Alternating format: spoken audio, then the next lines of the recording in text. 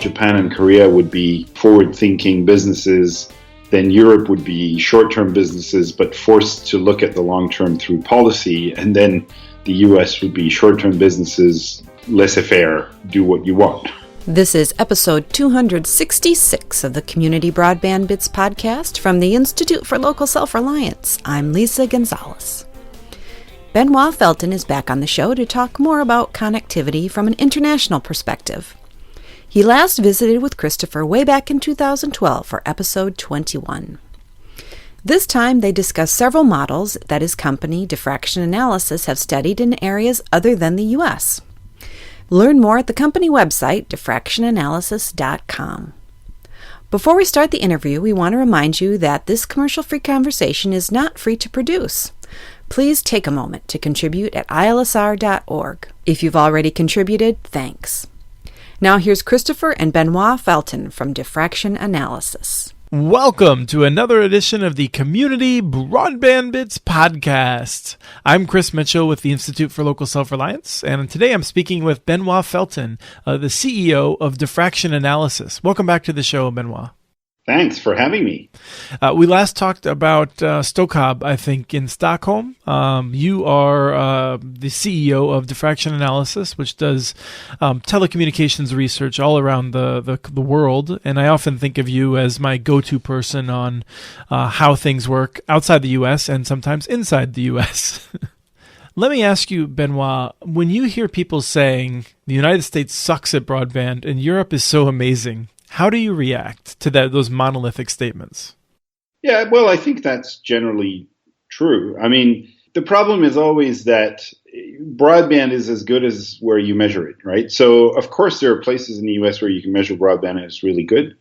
The other thing that very few people realize is that independently of the broadband infrastructure, the US remains by far the largest hub for internet content, right? So whenever anyone in the world wants to access content, 9 chances out of 10, it's going to go through the US, which means that if you measure broadband in the US, actually you get a home corner advantage, despite the infrastructure. So actually, the fact that you get better broadband in Europe shows how bad the broadband infrastructure is in most of the US, because you have that home corner advantage.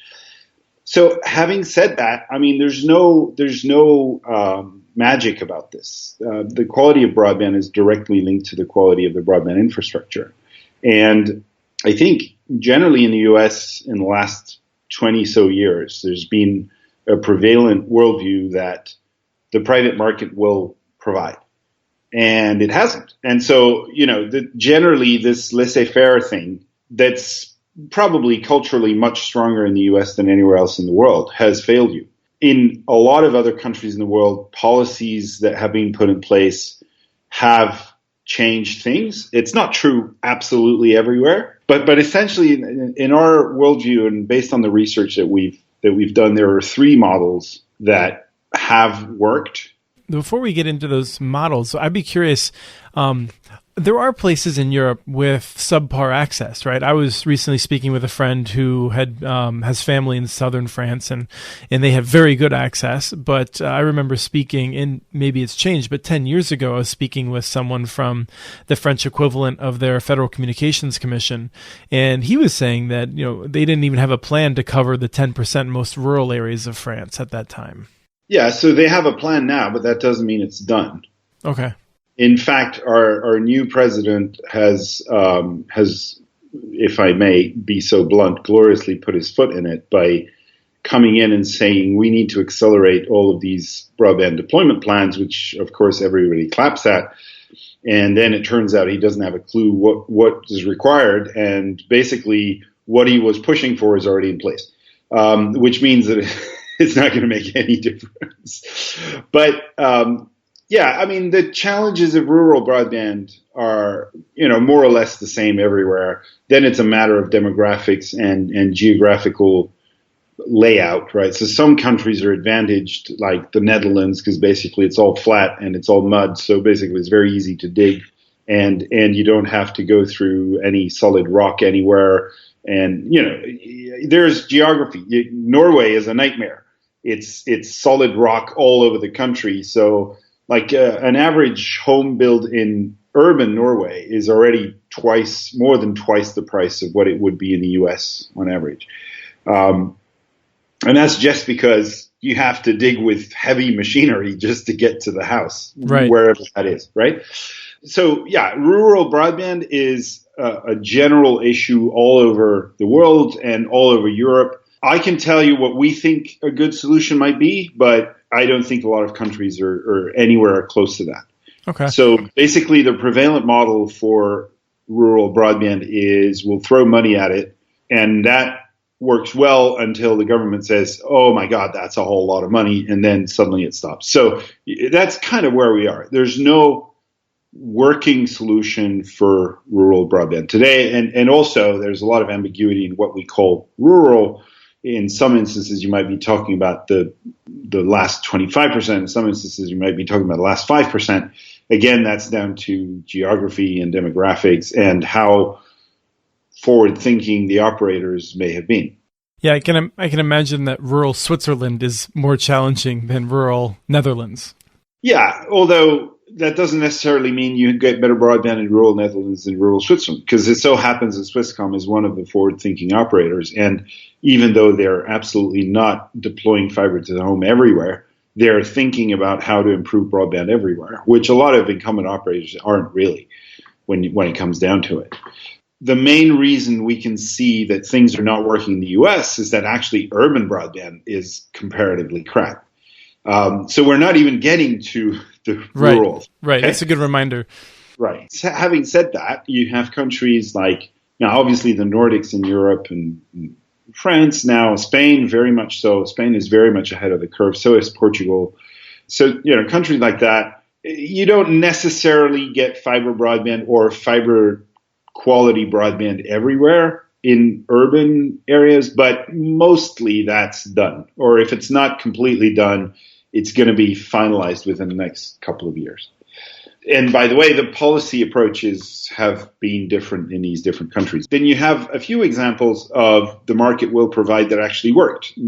Korea and Japan actually are, in as much as there is state involvement in the equity of the incumbent operators, you could argue that there's some state involvement. But having said that, it wasn't a heavily subsidized public plan that led to fiber being deployed. Mm-hmm. It's very much a cultural thing where these kind of infrastructure industries like rail or telecoms have always been in the mind frame of providing for the next 25 years. So in 1999, when NTT started deploying fiber, it wasn't necessarily because the government was saying, ooh, we need very fast broadband, because back then, 5 meg broadband was considered fast. It was more like, is copper going to be good enough for 2025? No. So we need to be slowly rolling out what we will need already. And by now they're at 95% coverage. And they've done this over close to 20 years. So it's actually from an investment point of view, it's not a massive burden because it was, spread out across a long period of time. Now, obviously, if you look at that amount, you turn to an investor and say, I need to invest that in the next 3 years. Your investor is going to say no. Right. But if you plan it and if you think of it as network renewal, which is how they looked at it, then it's actually not that painful an investment, but you have to plan it ahead of time. And NTT, of course, is the Japanese incumbent operator. Now, you mentioned that there is some state investment in NTT, but that it's primarily a cultural thing, that they're focused on long-term investment rather than these shorter-term returns that we see in the United States. Yeah, absolutely. And not just in the United States, by the way. I mean, the reason that European policy has had to be a lot more involved in this is that long-term culture doesn't exist here in Europe either. The thing is that, again, it doesn't exist in the US, but very few companies have that long-term perspective, and the policy isn't getting involved. So, it's like one step further behind. If you wanted to see it like that, Japan and Korea would be like forward-thinking businesses, then Europe would be short-term businesses, but forced to look at the long-term through policy, and then the US would be short-term businesses, laissez-faire, do what you want. Right. which is short term by definition. You spent a lot of time in Hong Kong, and you recently had spent some time in China and Shanghai, I believe. How did those cities compare, and what's some of the policy, maybe starting with Hong Kong? I rarely use Hong Kong as an example for the simple reason that it's a very small market. It's 7 million people, and it's a hugely dense urban market, which means that the costs of deployment are relatively low. There is no policy involvement in Hong Kong. Hong Kong is it's a capitalistic society in the sense that basically a few billionaires own most of the real estate. And if you own the real estate, you own more or less everything. So they own most of the large utilities and companies and everything. And so it's basically their decision. But what happened in Hong Kong was that it was a perfect example of competition actually doing its job. In 2003, a very small company that was doing IP telephony at the time started to deploy fiber to the home. They became Hong Kong Broadband Network. And basically, they understood that this was a long-term business, probably way better than the incumbent did at the time. And so they started deploying with private investment that backed them for the 7 or 8 years where they were losing money because they were investing so much.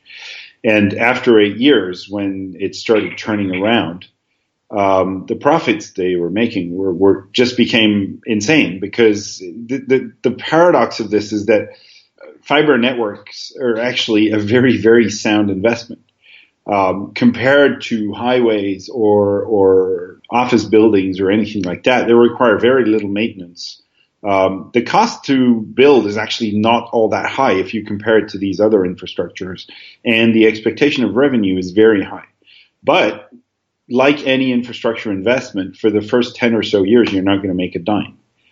And so the problem is that, and this is what Hong Kong Broadband Network understood very well. The problem is that if you see this as anything else than an infrastructure project, you're going to fail, because your shareholders are going to expect profit within the first 3 to 5 years, and it's just not going to happen. So at some point, and this has happened in various places around the world, at some point they're going to pull the plug. And you're going to be arguing all you can, saying, well, give us another few years and you're going to see the profit. And you're going to say, this is not what I paid for. And this is one of the fundamental problems of where we're at, is that if these things were viewed as infrastructure investments, there would actually be no problem building a business case. But they're viewed as telecom investment, and telecom by definition is a short-term perspective. Mm-hmm. And that's where the entire problem is for this. And this is true, the world over. Now, when you talk about Hong Kong Broadband Network, were there others that you say it's a good business, and Hong Kong Broadband Network has certainly proved very savvy with a really great strategy. But I presume that there's a few others who thought that they had good strategies and lost to Hong Kong Broadband Network, and then presumably went out of business. So there was one competing broadband operator in addition to the incumbent, and a cable operator. The competing broadband operator is dead, as far as I can tell. And the cable operator is dying. So it's interesting to me. I mean, one of the things that we think of when we talk about Seoul, Tokyo, is having a lot of different choices. We can talk about whether or not that's correct or not. Now in Hong Kong, that's not true. Okay, so that's good to address then. That's not true in Hong Kong. Again, as I told you, this is an unregulated market, mm-hmm. as unregulated as they get. So there's no incentive for anyone to share their infrastructure. So it is actually turning into a duopoly now. It was more of a kind of competitive market until now. But now with the smaller guys just dying off, it's turning into a duopoly network. So do you envision Hong Kong Broadband Network taking advantage of its status then as basically almost a monopoly provider? I'd say yes, to a small extent. Basically, it gets to a point now where for HKBN, acquiring PCCW's core set of customers is becoming more and more expensive. And also because PCCW was very expensive and still is, their customer set is very different from Hong Kong Broadband Networks. So essentially, within the areas where HKBN has very high penetration, it's very hard for PCCW to get in because they're too expensive. And within the areas where PCCW has very strong penetration, it's hard for HKBN to get in because people want more services than what HKBN is offering. So the kind of cheap, no frills offer that they have is not what people want. They want, football league access and things like that, which HKBN doesn't have. So I think essentially market shares are probably going to end up being fairly stable in the next few years, which does mean that HKBN can probably slowly increase its tariffs, but they can't increase them too much because they need to keep that gap between them and PCCW from a pricing point of view. Okay. So anyway, to go back to my initial point, one of the reasons that I rarely use Hong Kong as an example, I do use HKBN as an example of a smart strategy, but I don't use Hong Kong as an example of a market because that's actually, not the kind of outcomes that we tend to want for larger markets. And again, remember, this is a 7 million pocket of a market. It's completely disconnected from China. It's its own country effectively from that point of view. And it has virtually no policy. So, for example, if you live on one of the islands, apart from Hong Kong Island, you're screwed. You might get very old DSL that PCCW has no incentive to upgrade, or you might get nothing and have mobile access if you're lucky sometimes, and that's that. And no one has any incentive to deploy there because the density is too small and you'd have to pull undersea cable to connect the islands. So they have effectively the same rural problems that you can find anywhere else, although rural Hong Kong sounds weird to a lot of people. It does exist. And in fact, because of the lack of policy involvement, these problems will not get solved. So let's move over to Shanghai then. One of the things that I've been interested in is that, as far as I understand, hundreds of millions of people in China have fiber connections or soon will per state policy. And yet my understanding is your connectivity in Shanghai was not super reliable. Again, this is a bad example from an international point of view. So the first thing is that you have to remember is that all three telecom operators in China, all three big telecom operators in China are 100% state-owned. So whatever competition exists is actually between state entities. Mm-hmm. So that's the first thing to keep in mind. The second thing is fiber was deployed because the government said you're going to deploy fiber. And when the government says something, you do it. So I'm not even sure there's a business plan anywhere, or if there is, it's like a post-fact business plan where you look at how much money you're going to make or lose, but there's no business decision, so to speak. Okay, that's the second thing. The actual quality of the broadband infrastructure is fine. I could get 200 meg up and down to other Chinese cities, but the thing that very few people are aware of is that the Great Firewall of China is just one way in which the Chinese government blocks access to internet content. Actually, the more devious way is that they under-provision international transit dramatically. It's probably 1/100th of the capacity that would be needed to deliver proper service. So basically, you can ping a server in Beijing from Shanghai and get 200 meg, and then you'll ping a server in LA, and if you're lucky, you'll get 800 kilos. It's nothing to do with the infrastructure, right. or rather, it's something to do with upstream infrastructure, but not access infrastructure. And again, we're back to what I was saying at the beginning. These are the kinds of problems that are actually solved natively in the US because there's no international transit issue for 80% of the content you might be willing to access. So this is something that's often a little hard to understand for Westerners in general, where these problems are solved without them knowing about it. There are countries in the world where, especially like a lot of the Pacific Islands, have the cost of international transit is like 100 to 300 times what it would be in LA. Now, when you have that kind of cost, then anyone watching a YouTube video is actually a measurable immediate cost to your business model, which means you have to charge them one way or another. So in these countries, usually you have, no matter how good or bad the infrastructure may be, you have to throttle usage because otherwise the economics just don't work. If I had to guess, I would guess that companies like YouTube and Netflix can solve that relatively easy with local caching servers. It's probably a lot of not necessarily the top 5 sites on the internet like Facebook and others, but or at least if it is today, then it won't be in a few years because it's a relatively easy problem to solve if the companies that are delivering this content want to solve it. But it's a matter of volume. So, if you're talking to Fiji, which is a few million people and most of them below the poverty level and very few of them actually connected to the fixed internet, does Google have any interest in solving that for Fiji? Probably not. It becomes a financial decision at some point. And for Facebook, even assuming every Fijian went onto the internet and used Facebook, adding 4 million Facebook users is trivial. It happens organically every other day or something like that. Right, they'll do it with satellites soon enough. I'm probably exaggerating slightly, but you see my point. I mean, these problems are solvable, but actually I think they will only be solved through policy again, because someone will say, well, if these companies don't want to host and cache in our countries, then we need to organize that and make it happen on our own. You can cache without these companies agreeing to it effectively just by replicating the content that is downloaded the most, but that costs money, and so you have to get it organized, and usually a single operator doesn't have the critical mass to do it only for his customers, and therefore blah, blah, blah. You get back into these sharing of resources aspects that have provided better broadband for a broader subset of the population. Do you have a lot of choices in those areas?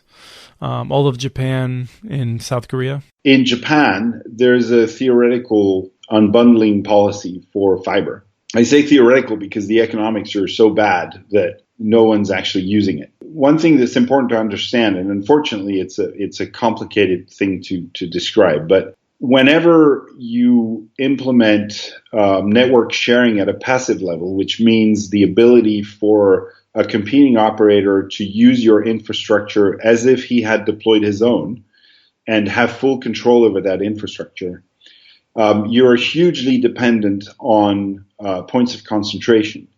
And where you enable access to that infrastructure is a key factor of the economic model. One of the elements of this is that if you deploy a point to multi-point fiber network, which is what is being deployed in Japan, you either have full access to the entire end-to-end connection to the customer, in which case you might be able to connect thousands of customers from a single point. But that's a discontinuous point. So that means that multiple operators have to be able to access that at the same time. So usually these models are very complicated to set up. So what you do instead is you have access at the splitter, and the splitter connects 32 customers or 64 customers. And that's actually too small for you to connect that point with your own fiber. The cost of doing that for potentially up to 64 customers, assuming you have 100% market share, is just not workable.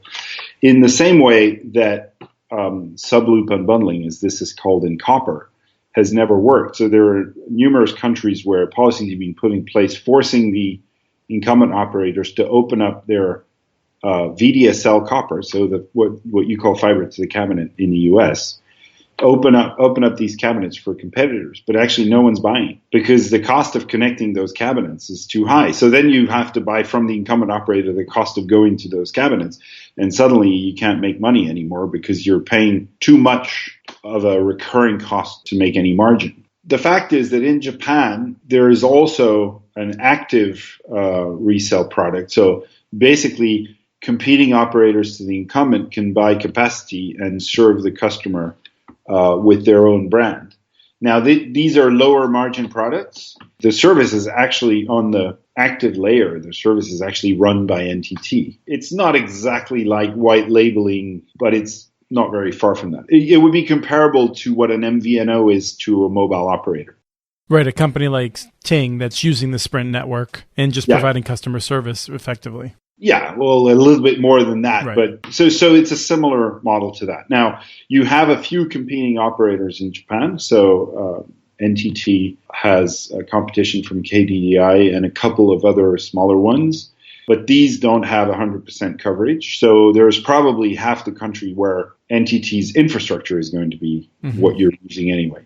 Now, don't get me wrong. I think that's better than nothing. It could probably be optimized, but at least customers do have a certain amount of choice. In Korea, it's a pure infrastructure competition. So you have essentially two very large players, the incumbent KT and the competing operator SK Broadband. Both Korea Telecom and SK have their own independent fiber networks. As far as I know, there's no sharing of infrastructure or anything. So you're kind of in a duopoly system as well. We think of, I think, these Asian areas as being some of the most highly advanced networks, and in no case is it resulting in robust competition. Now, in most of these areas, you can get very high quality connections, but there are limitations on each. And to some extent, you get a sense that U.S. policymakers are really just trying to invent something that no one else has done before and not heeding lessons from areas that we consider to be some of the most highly connected, where you tend to get it from one or two operators, it sounds like. It's been my experience that American policymakers and in general, actually, American decision makers in businesses in the areas that I cover have a hard time even accepting the idea that any other country may have lessons worth giving. I remember this huge and very interesting report that Yochai Benkler did, was it 10 years ago? Almost, yes. And he got slammed left, right, and center for even daring to suggest that there were models outside the U.S. that might be worth getting inspired from. My company has kind of given up making business in the U.S. for that reason, because the value that we bring is the experience from dozens of other countries where interesting things happen in circumstances that might be very comparable to what you might see in U.S. cities. But it's extremely hard to drive that message through. Nobody wants to listen. And even at municipal level, most people are just reluctant to agree that there might be lessons to be learned from outside the U.S. Mm-hmm. That's the way it is. I have kind of made my peace with it, but I can see how frustrating it might be for you trying to push cities into making the right decisions and trying to find interesting examples outside the US that might be replicable. I was very frustrated in the early days of Google Fiber because I got the impression they were just reinventing the wheel. If they'd looked at what was being done elsewhere, they could have saved themselves a whole lot of bother and frustration and time and money. Because none of what they were doing was unique to the U.S., and yet they were convinced they were doing something revolutionary. Well, not only that. I mean, I think when I talk to some of the people that have been involved with this, you get the impression that Google hired major contractors that said, we're going to reinvent the wheel and we're going to do it without using any curved surfaces because they were belittling of anyone that had any experience. It was stunning, frankly. And it's amazing how smart people hiring smart people can do so many dumb things. I think there are three working models. And so I don't mean workable, I mean working. In real life, to improve broadband infrastructure. And the challenge of extending those models to rural areas are still out there. There's one model out of the three that I think works even in rural. One is to say you want infrastructure competition. That's the closest to what you might have in the US if there was actual competition. The point is that you cannot get competition in the same territories if one of the players has a massive advantage in deployment costs. And the fact is that the incumbent has a massive advantage in deployment costs because all of the underlying infrastructure, the ducts, the poles that you need to deploy better broadband, fiber broadband, is already in place. So you're shaving off maybe 40 to 50% of your deployment costs just from that. Which means that there's no competitor can match that unless there's a policy in place to address that. And there are a few countries in Europe have done that. It's actually conceptually very simple. And the principle is that any pre-existing passive infrastructure has to be shared and accessible at the same cost basis by everyone. So back in 2005, Portugal did this. They said, okay, every duct and pole that exists, whether it's electricity, telecom, anything else, is registered. We look at how much space is available in there. We establish a rental cost for this, that is low enough that anyone can affordably deploy a network. And it took 3 to 4 years to actually set it up, get it in place, which seems like a long time, but you have to think about the fact that you need to build a national registry of available infrastructure and space in that infrastructure. Is actually a massive undertaking. Once you've done that, anyone can enter the market and affordably deploy. So in a country as small as Portugal, you have 3 quasi-national fiber operators competing. And so it works. And the incumbent, of course, has a very strong incentive to then start deploying fast, because they know that if they don't do it, someone else is going to do it. Now, did the incumbent just decide to do this, or was there a government edict? No, they were forced to participate, in effect. Obviously, they didn't want to at first. Over time, actually, I think they realized that the model was beneficial for them as well, because it meant that in areas where others were deploying where they'd never deployed the proper infrastructure, they could use that infrastructure as well.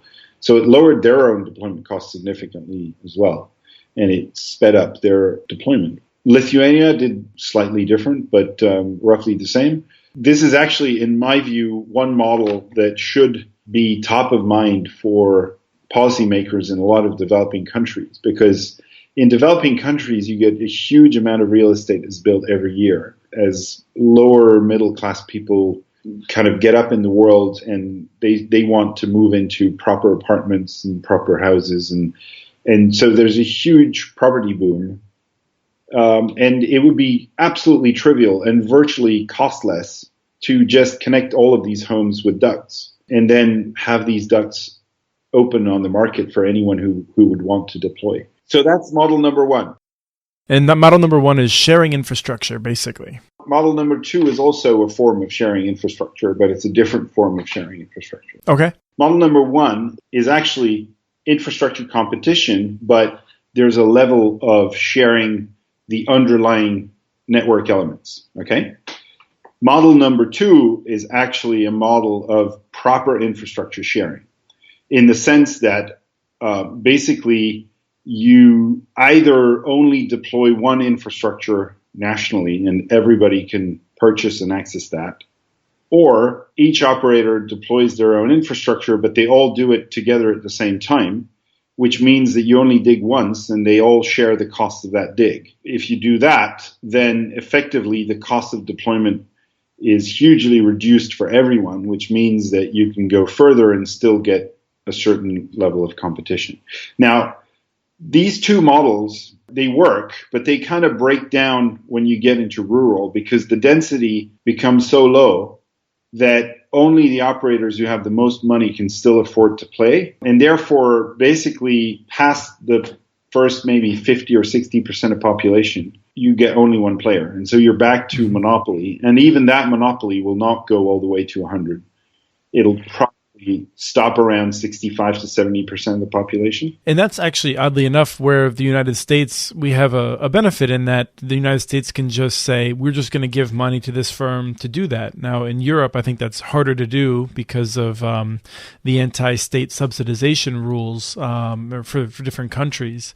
But in the U.S., I think when it comes to rural, in part because of our ability for the government just to give money away in ways that is harder to do elsewhere, our history of cooperatives, I think rural is more or less solved in the U.S. once we get our heads around it. So I think we can just focus on the cities for the majority of your 3 models. I think there is a question about whether you want a monopoly anywhere. I think that there's a real challenge in addressing that point.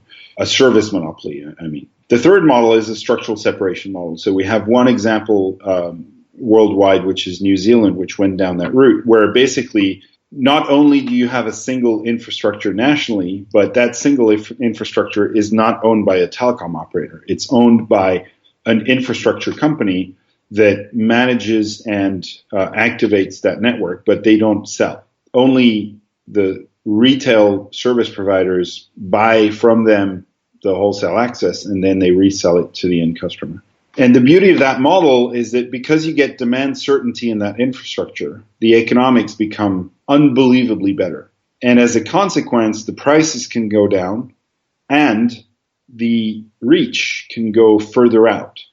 We actually published a white paper last year where we built that model comparing a pure retail operation to a pure wholesale operation.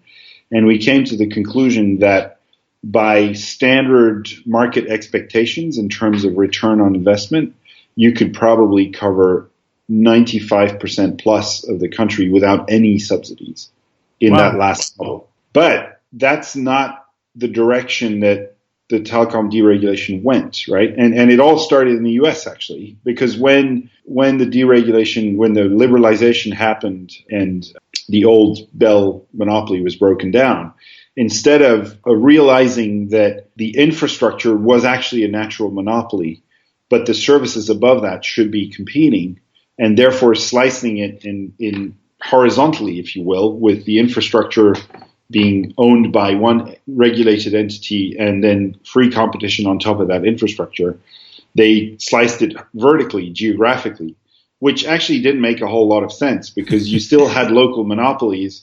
And then unbundling came and created some competition, and then unbundling was killed and that competition died.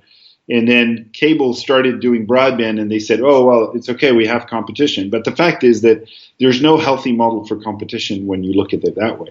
New Zealand's a really interesting example. We're hoping that a few other countries in Europe go down that route. There's some signs that some of them might.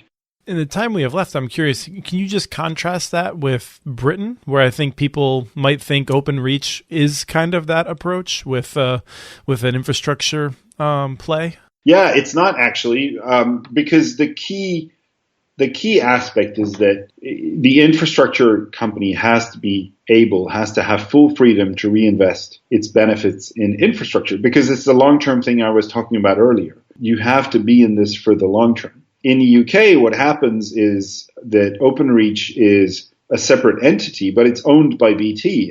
British Telecom.